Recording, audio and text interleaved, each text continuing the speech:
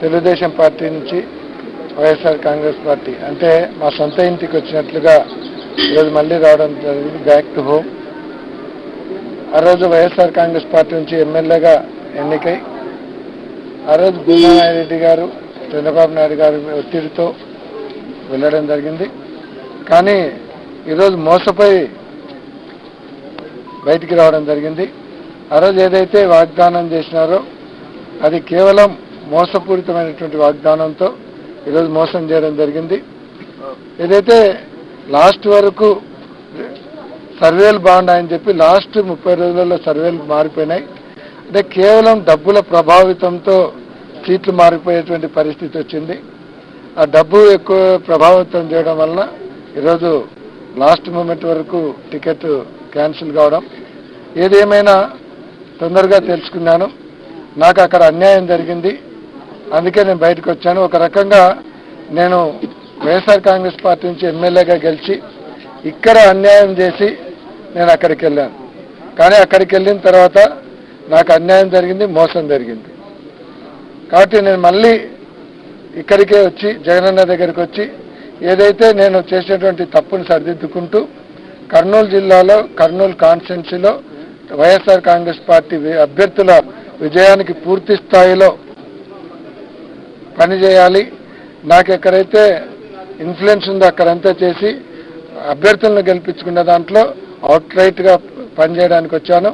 రెండోది బేషరతుగా ఇక్కడ చేరడం జరుగుతూ ఉంది. ఎటువంటి డిమాండ్ లేదు, ఎటువంటి డిమాండ్ అడగదలుచుకోలేదు.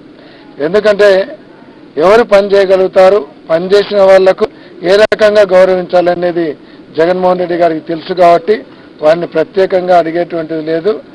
కేవలం ఇక్కడ అక్కడ జరిగినటువంటి మోసానికి ప్రతీకారం తీర్చుకోవడం, ఇక్కడ నేను చేసినటువంటి తప్పును సరిదిద్దుకొని మళ్ళీ వైఎస్ఆర్ కాంగ్రెస్ పార్టీకి పూర్వవైభవం తీసుకొని వచ్చే దాంట్లో ఉడతాభక్తిగా పనిచేస్తాం. కర్నూలు అసెంబ్లీ సెగ్మెంట్ కావచ్చు, ముఖ్యంగా కర్నూలు అసెంబ్లీ సెగ్మెంట్ను ఖచ్చితంగా గెలిపించుకొని వచ్చి జగనన్నకు కానుకగా ఇస్తాం.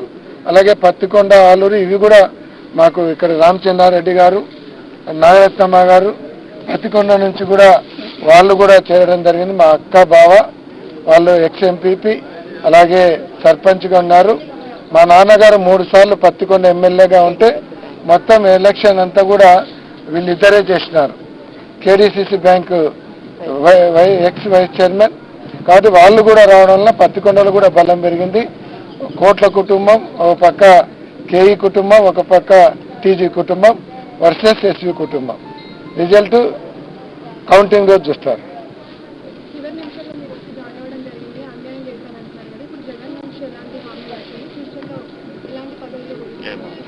నేను పదవులు అడగడానికి రాలేదు, పదవి కోసమే అయితే నాకు అక్కడ చంద్రబాబు నాయుడు గారు పదవి ఇస్తాను వెళ్ళొద్దు అన్నారు.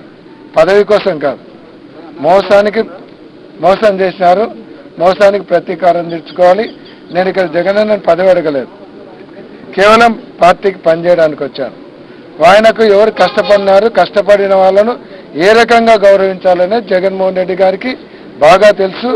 మోసం చేసే నైజం లేనటువంటి నాయకుడు జగన్మోహన్ రెడ్డి గారు.